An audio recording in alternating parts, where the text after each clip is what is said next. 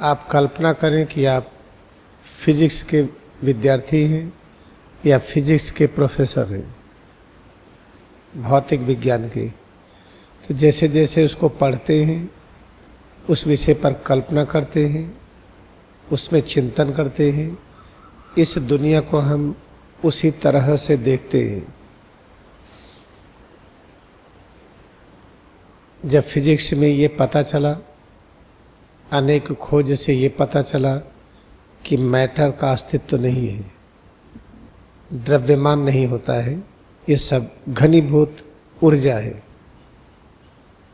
ऊर्जा एकत्र होकर के ठोस, द्रव, गैस के रूप में प्रकट होती है।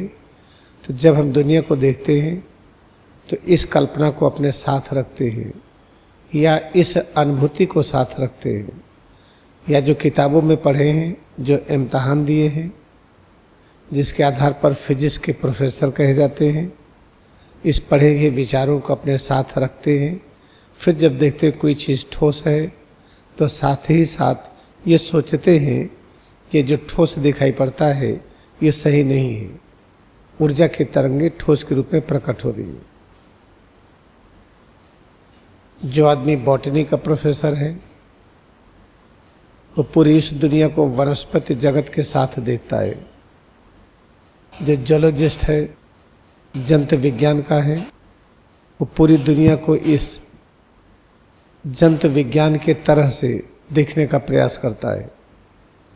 कोई इंजीनियर है, कोई डॉक्टर है, इस पूरी दुनिया को जब वो समझता है तो जो कुछ इंजीनियरिंग और मेडिकल साइंस है उस विचार के साथ देखता है। हम लोग क्रिया योग ध्यान कर रहे हैं, आध्यात्मिक विज्ञान पढ़ रहे हैं। जैसे जैसे ध्यान की गहराई में आते हैं, ये दुनिया क्या है, हमारे विचार बदलते हैं। आइए हम कल्पना करें, हम ध्यान की गहराई में हैं और समाधि की अनुभूति है। कल्पना करें हम सभी को सविकल्प समाधि, निर्विकल्प समाधि लग चुकी है, सच की अनुभूति कर चुके हैं। तो इस दुनिया को कैसे देखेंगे, ये दुनिया है क्या? कल्पना करें कि हम सभी लोग अवतार हैं। कल्पना करें कि सब पूर्ण ज्ञान की अनुभूति कर चुके हैं। सब लोगों को पता है कि सच क्या है, गलत क्या है। तो फिर इस दुनिया को कैसे देखेंगे? तो ये दुनिया इस तरह से दिखाई पड़ती है कि केवल परमात्मा है, परमात्मा के अतिरिक्त और कुछ भी नहीं है। तो ये सब कैसे समझें हम, कैसे अपने और लोगों को बताएं? जो हमारे मित्र हैं, जो अभी सविकल्प समाधि, निर्विकल्प समाधि की अनुभूति नहीं कर पाए हैं, जो सच की अनुभूति में नहीं है, उनको हम कैसे बताएं?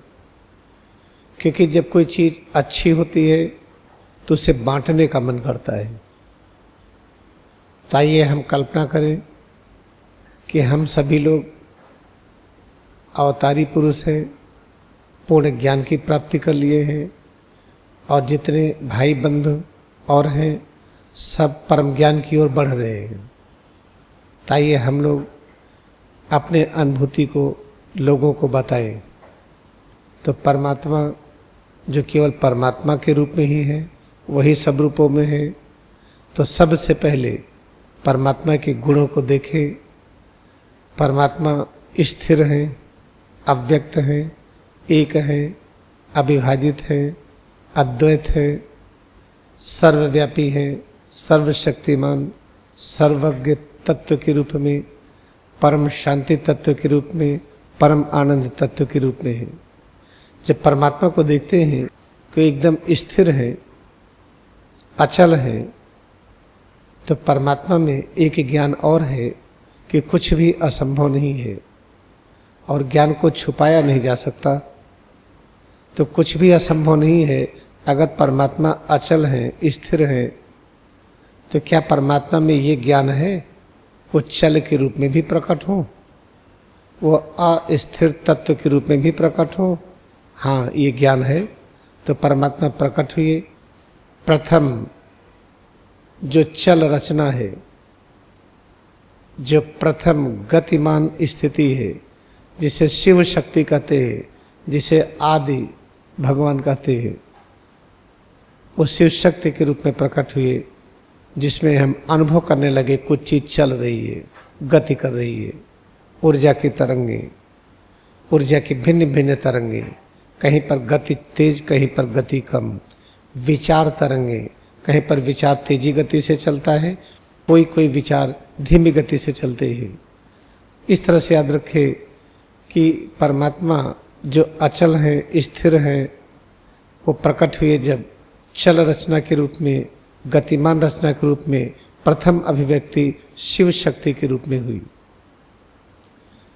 जब कोई चीज़ गतिमान हो जाती है तो आपस में टकराती है। जब आपस में टकराएगी, लड़ेगी, तो उसमें खतरा होगा। ठीक है, परमात्मा का वो रूप जो गतिमान है, जो अस्थिर है, जो चलायमान है, जब वो प्रकट हुआ तो उस रूप में तरह तरह की चीज़ें प्रकट हुई। आवाज़ प्रकट हुआ, प्रकाश प्रकट हुआ, प्रकाश के अनगिनत रूप, आवाज़ के अनगिनत रूप, ऐसे अनेक चीज़ें प्रकट हुई। तो चूंकि जब आपस में प्रकट होती है तो उनमें टकराव होता है, तो टकराव में विनाश न हो, इसलिए परमात्मा का अगला ज्ञान प्रकट हुआ विष्णु शक्ति के रूप में। विष्णु शक्ति क्या है कि जो चीज़ बनी है वो सुरक्षित रहे, उसी को अहिंसा की शक्ति कहते हैं। तो परमात्मा प्रकट हुए विष्णु के रूप में, विष्णु की शक्ति के रूप में, अहिंसा के रूप में। जो जितनी चीज़ें प्रकट हुई थी उसको कैसे सुरक्षित करें, तो सुरक्षा का नियम प्रकट हुआ, सुरक्षा की शक्ति प्रकट हुई, उसका नाम विष्णु की शक्ति दिया गया। जब विष्णु की शक्ति नाम दिया गया तो फिर उसमें एक शक्ति और आ गई। अब तो भाई खतरा है नहीं, चाहे जो कुछ प्रकट हो, हिंसा नहीं हो सकती, मृत्यु है ही नहीं। तब अगली शक्ति प्रकट हुई परमात्मा की ब्रह्मा के रूप में। जब ब्रह्मा के रूप में प्रकट हुई तब निर्माण की क्रिया तेज हुई। फिर पृथ्वी हुआ, सौरमंडल हुआ, आकाश गंगा हुआ, दृश्यलोक हुआ, पेड़ पौधे, जीव जंतु, ये सब प्रकट हुआ। और इस दृश्य लोक में अनेक तरह के ज्ञान, परमात्मा का ज्ञान अनंत है, तो वही अनेक तरह से प्रकट हुए। वही देवी देवता के रूप में, वही राक्षस के रूप में, वही मानव के रूप में, वही जानवर के रूप में, इस तरह से सब रूपों में वही प्रकट हुए। जब सब रूपों में वही प्रकट हुए, फिर अगला क्रम क्या हुआ, परमात्मा का ये खेल पूरा है। ये वही शिव के रूप में, विष्णु के रूप में, वही ब्रह्मा के रूप में, सब रूपों में प्रकट हुए। और फिर उनका ये खेल हुआ कि देखिए, परमात्मा का एक ग्रुप ये है जो यहाँ बैठा है, एक ग्रुप कहीं और होगा, एक ग्रुप कहीं और होगा। इस तरह से परमात्मा की शक्ति का, उनके ज्ञान का, उनका शांति तत्व का ये रूप अलग अलग तरह से प्रकट होने लगा। कॉलोनी के रूप में, ये पेड़ की कॉलोनी, ये जीव जंतु की कॉलोनी। इस जीव जंतु में यहाँ हाइना रहते हैं, यहाँ टाइगर रहते हैं, यहाँ हाथी रहते हैं, ये पानी में है, ये थल में है, ये चिड़िया है, ये मानव हैं। मानव के अलग अलग ग्रुप, कोई चोरी करने की योजना बना रहा है, कोई डकैती डालने की योजना बना रहा है, कोई पुलिस के रूप में है, उसको पकड़ने की योजना बना रहा है, कोई कुछ कर रहा है, कोई कुछ कर रहा है, कुछ लोग क्रियायोग ध्यान कर रहे हैं। इस तरह से परमात्मा स्वयं अनेक रूपों में क्रियाशील है, वही अनेक रूपों में प्रकट हो रहे हैं। तो जब क्रिया योग ध्यान करते हैं तो इसमें क्या अनुभव होता है कि हम कैसे सभी को समझें और किसी से घृणा न करें, हम घृणा शून्य हो जाए और सभी को समझते रहे। तो जब ऐसी स्थिति में आ जाते हैं तो एक ज्ञान होता है कि love thy friend as you love enemy, कि अपने परम मित्रों को जैसे प्रेम करते हैं वैसे शत्रु को भी प्रेम करिए। जब ये ज्ञान आ जाता है कि परमात्मा ही सब रूपों में है, तो हम परम मित्र को जिस तरह से प्रेम करते हैं वैसे परम शत्रु को भी प्रेम करें। तो ये भी ज्ञान आता है किसको कहाँ पर रखें। जैसे अपने कमरे में जाते हैं, यहाँ टेबल होगा, यहाँ कुर्सी होगी, यहाँ टेलीविज़न होगा, यहाँ ये होगा, यहाँ वो होगा, वैसे ही परमात्मा के अनगिनत रूप की श्रृंखला क्या होगी, कौन कहाँ पर रहे, इसका भी ज्ञान होता है। तो क्रिया योग ध्यान जो हम लोग कर रहे हैं, ये बहुत बड़ी शिक्षा है, पूर्ण शिक्षा है। इसमें पूर्ण ज्ञान की प्राप्ति होती है कि हम कैसे करें, व्यापार कैसे करें, राजनीति कैसे करें, प्रशासनिक कार्य कैसे करें, इकोनॉमी देश की कैसे हो, अर्थव्यवस्था कैसे हो। अर्थव्यवस्था सभी के लिए, पेड़ पौधों के लिए, मानव के लिए, जीव जंतु के लिए, सब के लिए। और कैसे पृथ्वी की रक्षा करें, कैसे आकाश गंगा की रक्षा करें, सौर मंडल की, पृथ्वी पर पहाड़ है, नदी है, समुद्र है, ये सब की रक्षा कैसी हो, इन सब का ज्ञान प्रकट होता है। तो हम लोग बड़े भाग्य से क्रिया योग के इस कॉलोनी में हैं और पूरे मनोयोग से अभ्यास करते जाए।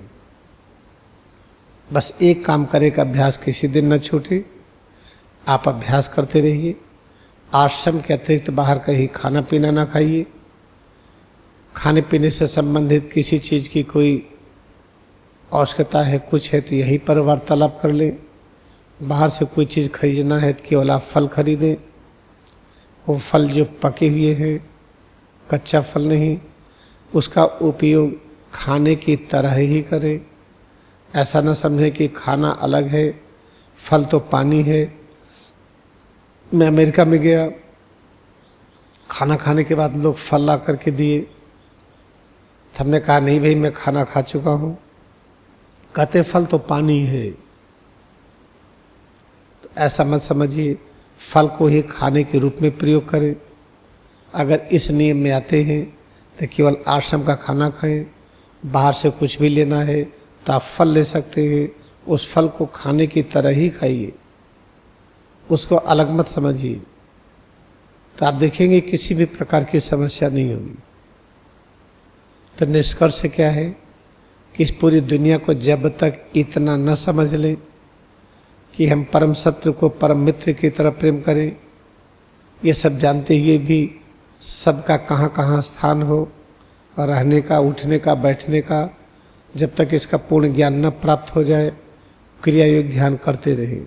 जब तक पूर्ण ज्ञान न प्राप्त हो जाए कि हम अपने इस शरीर को कैसे बना लें, कैसे इसमें परिवर्तन कर दें, जब चाहे प्रकट हो, जब चाहे अदृश्य हो, तब तक क्रिया योग के अभ्यास में बने रहें। ये बहुत आवश्यक है। हम लोग क्रिया के इस ग्रुप में हैं, इस आध्यात्मिक कॉलोनी में हैं। हम अभ्यास जारी रखें, प्रतिदिन कक्षा में आते रहें प्रतिदिन, ये बहुत आवश्यक है।